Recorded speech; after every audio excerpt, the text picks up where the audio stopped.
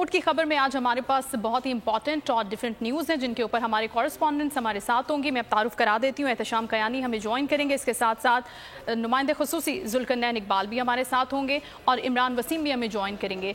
Thank you so much Ehtesham. आप सबसे पहले हम आपसे जानना चाहते हैं चेयरमैन तहरीक इंसाफ इमरान खान के तोशाखाना केस के हवाले से जो आज की कार्रवाई का अहवाल है वो बताइएगा।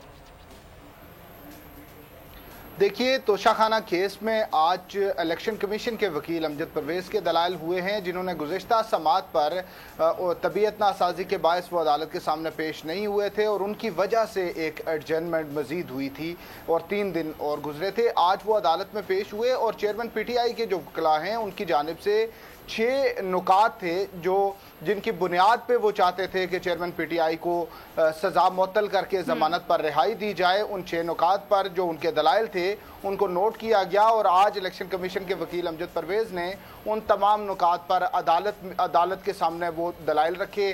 उन्होंने कहा कि जुरिस्डिक्शन का एक नुक्ता उठाया गया था कि ये ट्रायल कोर्ट सेशन अदालत की जुरिस्डिक्शन नहीं बनती थी, बल्कि ये दरख्वास्त जो थी ये पहले मैजिस्ट्रेट की अदालत में जानी चाहिए थी। तो उस पर आज उन्होंने कहा कि CRPC में ऐसा हो सकता है, लेकिन PPC में ये ऐसा नहीं होता कि ट्रायल कोर्ट में जो मैजिस्ट्रेट की अदालत है उसमें जाए और ट्रायल कोर्ट ट्रायल ना करे। और अगर ऐसा जुरिस्डिक्शन का कोई इशू आ भी जाए कि मैजिस्ट्रेट की अदालत में होनी थी, वहाँ से दूसरी अदालत में गई, लेकिन ट्रायल जो है वो सेशन अदालत ने ही करना था और ट्रायल दुरुस्त फोरम पे हुआ।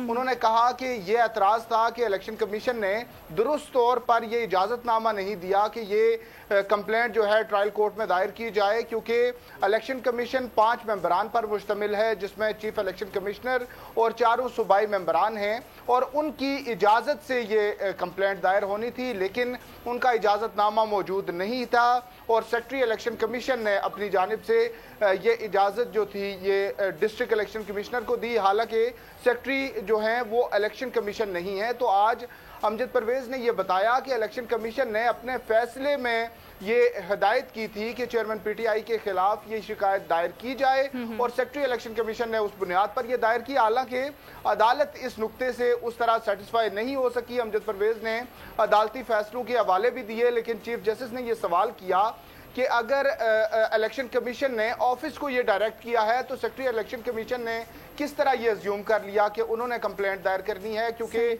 वहाँ पे DG लॉ हैं, दीगर अफसरान भी थे। तो अमजद परवेज़ ने कहा कि जो सेक्रेटरी इलेक्शन कमीशन है वही एडमिनिस्ट्रेटिव साइड के सरबराह होते हैं। तो अदालत ने ये रिमार्क्स दिए कि जब कमीशन ने ये ऑर्डर किया था तो उनको खुसूसी तौर पर सेक्रेटरी इलेक्शन कमीशन के हवाले से लिख देना चाहिए था और उन्होंने इस पर यह भी पूछा कि अगर इस्लामाबाद हाई कोर्ट या सुप्रीम कोर्ट के चीफ जस्टिस जो हैं वो कोई ऑर्डर करें या रजिस्ट्रार के जरिए कोई कार्रवाई करना चाहें तो रजिस्ट्रार को वो रजिस्ट्रार के नाम पे ये कहेंगे या फिर ऑफिस को डायरेक्ट करेंगे। तो अमजद परवेज़ ने ये कहा कि दोनों सिमिलर ही बातें हैं।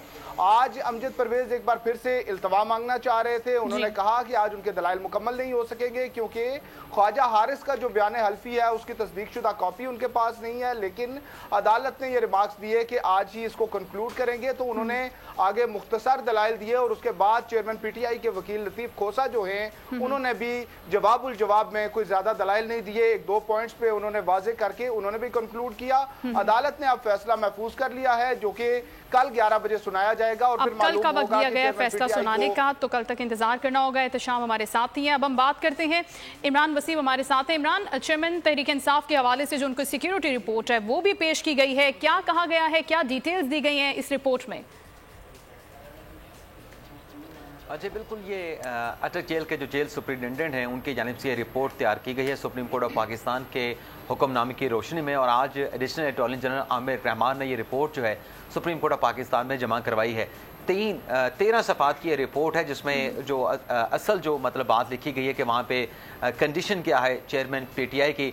तो इस बारे में कहा गया है कि उन्हें जो मैनुअल है उनके साथ जो खाना है उनके साथ कंसल्टेशन के साथ उनका एक डाइट प्लान बनाया गया है, उसके मुताबिक उन्हें लंच दिया जाता है, उन्हें ब्रेकफास्ट दिया जाता है, उन्हें डिनर दिया जाता है, जिसमें अगर हम सरसरी सी नज़र पे देखें तो उसमें सुबह के नाश्ते में उन्हें अंडा ऑमलेट, उसके साथ उन्हें दही दिया जाता है। और इसके अलावा दोपहर में देखें तो वो जो जेल मैनुअल के मुताबिक या जो कंसल्टेशन की गई है चेयरमैन पीटीआई के साथ, उसके मुताबिक जो है वो दाल चावल भी हैं, उसमें दालें भी हैं उसमें, लेकिन हर खाने में ये देखा है कि दही ज़रूर दिया जा रहा है। फल दिए जाते हैं, रात के खाने का भी मेन्यू दिया गया, लेकिन साथ में ये भी कहा गया कि अगर फरमाइश करें तो चेयरमैन पीटीआई को जो है वो देसी खाने में बनाया गया, देसी घी में बनाया गया जो देसी चिकन है वो भी दिया जाता है हफ्ते में 2 मरतबा, और देसी घी में बनाया गया जो मटन है वो भी फराहम किया जाता है।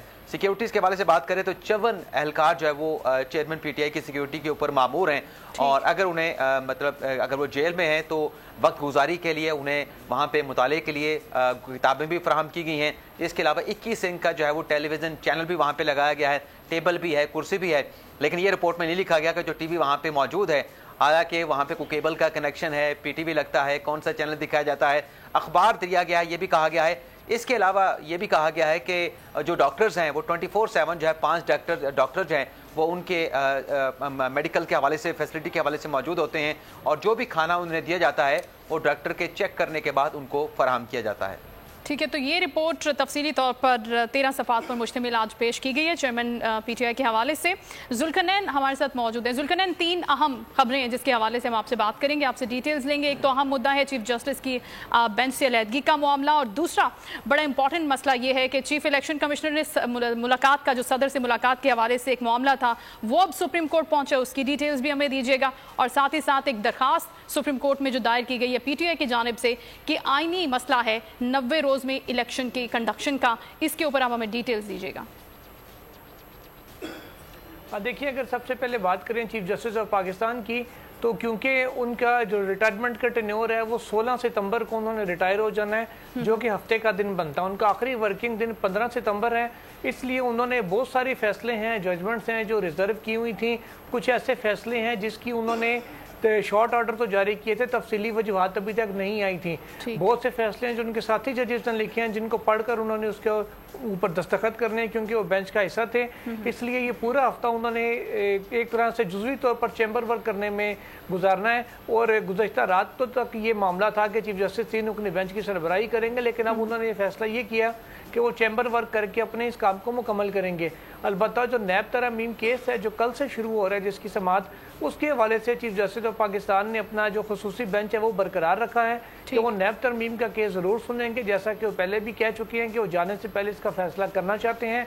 वो केस वो सुनेंगे, और अगर ज़रूरत पड़ी कल इस्लामाबाद हाई कोर्ट का फैसला तोशा खाना में क्या आता है, इसके बाद अगर सजा मुअत्तल हो जाती है तो दरख्वास्त को निपटाने के लिए, और अगर नहीं मुअत्तल होती सूरत पे आगे क्या करना है उसके लिए तोशा खाना का केस ऐन मुमकिन है कि समाअत के लिए मुकर्रर कर दिया जाए। इसके अलावा मजीद वो कोई केस इस हफ्ते में नहीं सुनेंगे और अपने फैसलों को ज़्यादा से ज़्यादा जारी करने की कोशिश करेंगे, उनको तैयार करके। दूसरी जो बात आपने की चीफ इलेक्शन कमिश्नर का जो सवाल आपने पूछा, उस हवाले से ये है कि क्योंकि चीफ इलेक्शन कमिश्नर इनकार कर चुके थे सदर मुमलिकत को मुलाकात करने से, और उनका ये मौक़िफ़ था कि इलेक्शन एक्ट की सेक्शन 57 में क्योंकि तरमीम हो चुकी है और अब ठीक रहा, इसलिए मुलाकात बेसूद रहेगी, वो मुलाकात नहीं करना चाहेंगे। इस हवाले से जो मकामी एक वकील हैं इबादुर रहमान लोधी, उनकी जानिब से सुप्रीम कोर्ट में दरख्वास्त दायर की गई और कहा गया कि आइन का आर्टिकल 48(5) है जो यकीनी बनाता है कि सदर ने 90 दिन के अंदर इंतखाबात यकीनी बनाने की तारीख देनी है, लिहाजा इलेक्शन एक्ट के तहत उसको बुनियाद बनाकर सदर मुमलिकत के आईनी इख्तियार को कर्टेल नहीं किया जा सकता। इसलिए अदालत से सदा की गई है कि वो ना सिर्फ ये करार दे कि तारीख देना सदर मुमलिकत का ही इख्तियार है, बल्कि ये भी करार दे कि इलेक्शन कमीशन का जो मुलाकात ना करने का फैसला था वो आइन के खिलाफ था। पाकिस्तान तहरीक इंसाफ की जानिब से 90 रोज़ में इंतखाबात के लिए ही सुप्रीम कोर्ट से रुजू किया गया और कहा गया है कि जो काउंसिल ऑफ कॉमन इंटरेस्ट का फैसला था वो ना सिर्फ आइन के खिलाफ था, बल्कि आइन वाज़े तौर पर इस हवाले से कहता है कि 90 दिन के अंदर ही इंतखाबात होंगे, इसमें तौसीक की गुंजाइश नहीं है।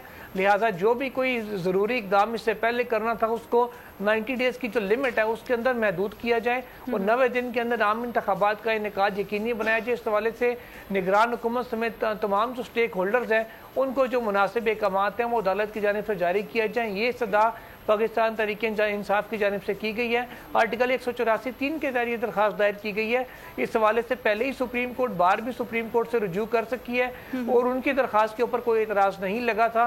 एतराज़ के मरहले से वो गुजर कर उसका नंबर अलॉट कर दिया गया है, इसलिए इम्कान है कि सिमिलर नेचर की जो दरख्वास्त PTI की है ये भी शायद एतराज़ात के मरहले से ना गुजरे। जी ठीक है। सब्सक्राइब करें और बेल दबाएं ताकि कोई खबर रह न जाए।